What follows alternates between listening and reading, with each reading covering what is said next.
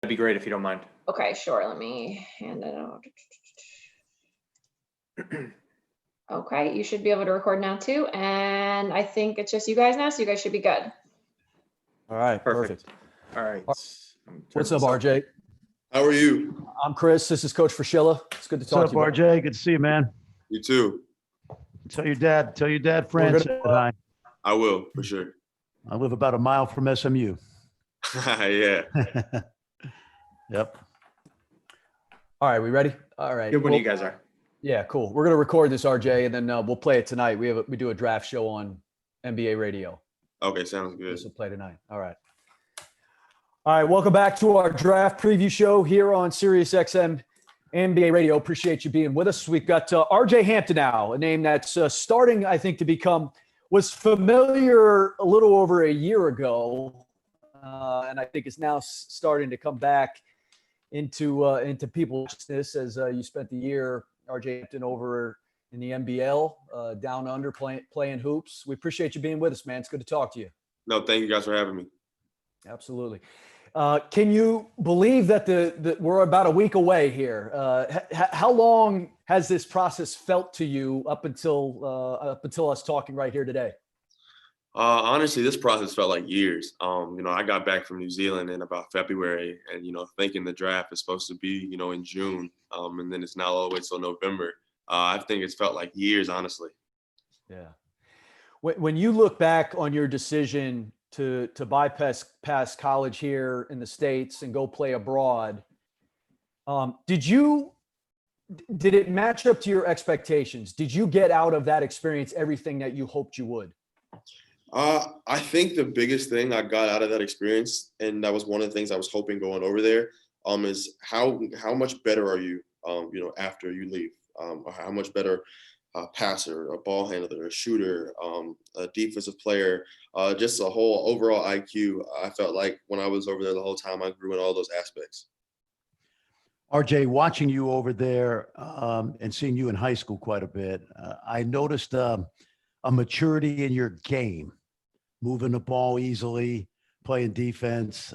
You seem to be a good teammate. What did you learn being around grown men that you would not have learned playing in college with people your own age?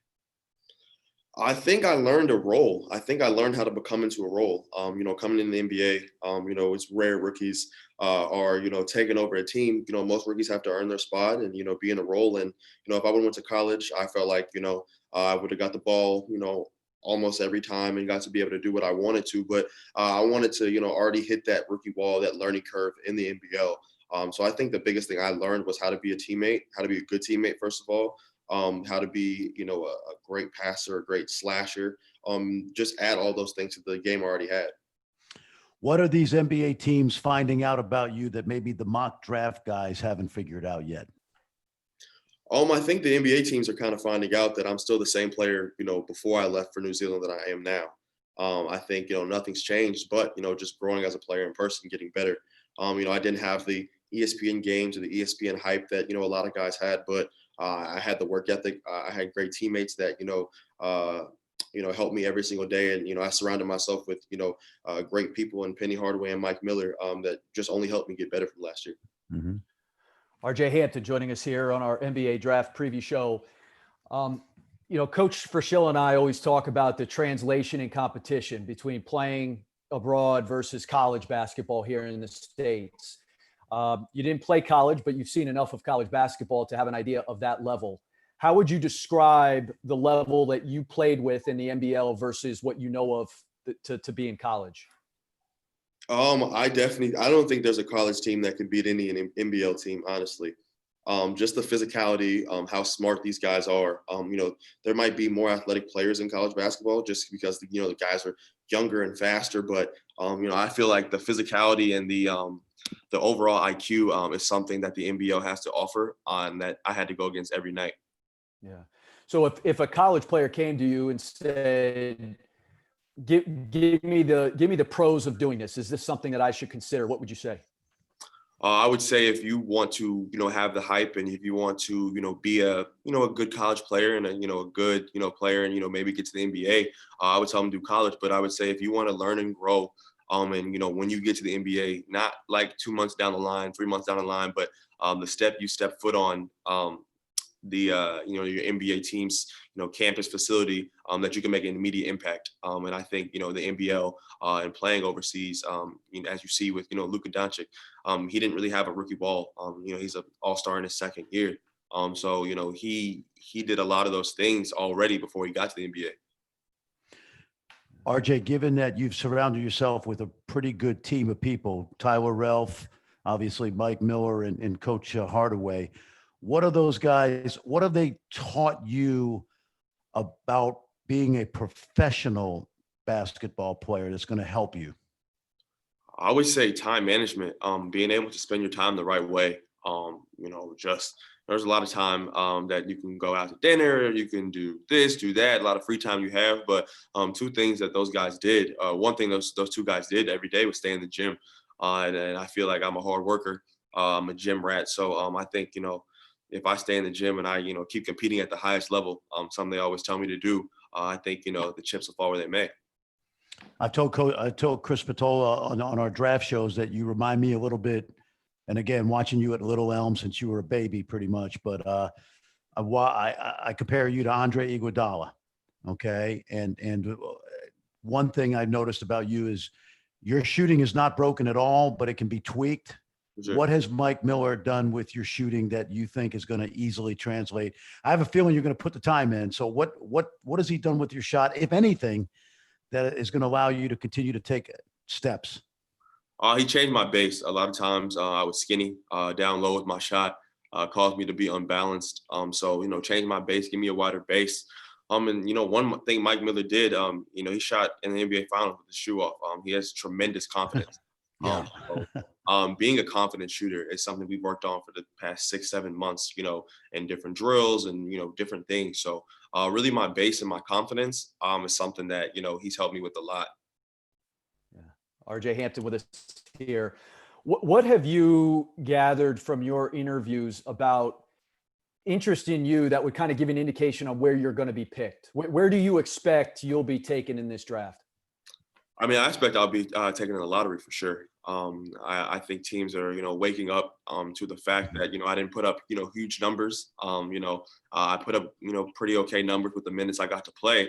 But I learned a lot. You know, if a team wants somebody to come in and be an immediate impact to a franchise and turn it around or add to it and build a championship team, you know, I think, you know, they can't really pass up on this. Did you like Coach's comparison to Iguodala? Is there anybody else you would throw in there to compare your game to? No, I definitely like his comparison. Iguodala is a guard that, you know, is attacking downhill, especially his younger days with the Sixers, attacking downhill, athletic. His speed, you know, even his IQ for the game of basketball was great. You know, one other player I look to a lot is Zach LaVine. The athleticism, the speed, the height, the weight. We kind of resemble each other coming out of, you know, school. So those are two players that, you know, I've definitely watched. Okay, so let me take you back to October. You came over here with the Breakers, and you played against two NBA teams, Memphis and Oklahoma City. I watched both games. Yeah. When you left to go back, be honest with me now, were you more confident that you were going to be, because you're going to be a high pick, but when you left the States to go back, were you pleased with your experience, or did you say, I got to get back to work and work on some things? What was that like playing against two teams, you know, back then? Yeah, I think the biggest takeaways I learned from then, I feel like I was a lot more confident playing, you know, in the NBL after playing, you know, in NBA games, and then for the next year, because I felt like, you know, definitely the Grizzlies game was an eye opener. Definitely, you know, not what I expected for an NBA team at 18 years old, but I felt like Oklahoma City, I got anywhere I wanted to on the court. You know, missed some bunnies, missed some layups, but you know, getting in my spots, using my speed and athleticism, and then just to combine, you know, this year I've grown, I've gotten taller, I've gotten stronger, I've gotten faster. I've worked on my game so much. You know, if I could get anywhere I wanted to on the court, you know, then, you know, I feel very confident of what I can do now. The first day of training camp, will that help you that you've already been out there and you banged up against those kind of guys? For sure. You know, definitely playing against, you know, those two NBA teams helped me a lot. And then, you know, the bigs in the NBL were great. You know, one big, Andrew Bogut, former NBA #1 pick. So, playing against him 4 times this season, definitely helped me just with the physicality part of it. He's not as athletic and mobile as he was, but his IQ and his physicality, definitely brings something to the table that helped me. Yeah. All right. We're going to let you go, RJ. Appreciate you. By the way, the best part of living overseas is what? I'd probably say I lived on a beach. That was the best part. Now, wait a minute. What was the best part about coming back home, honestly? The best part of coming back home, being in my hometown, honestly. Whataburger, maybe, or Whataburger. That was the first thing I ate when I got back. That's what us Texans say, Chris. Whataburger or bust. Yeah, Whataburger bust. I know me some Whataburger. No doubt about it. No doubt. RJ, best of luck, man. This is awesome catching up with you, talking to you, and we got our eye on you, brother. Thank you so much. Take care, man. All right, man. Take care. RJ, if you can still hang on for a few minutes with me. Thank you, guys. Thanks. Chris, Fran, I think Fran already jumped. I sent you a link, so we're going to jump over to Isaac now, Chris. All right, Okay. cool. All right. Thanks, Kelly. Bye. Appreciate it. Thank you, guys. So we've got one more for you. Actually, let me end this recording.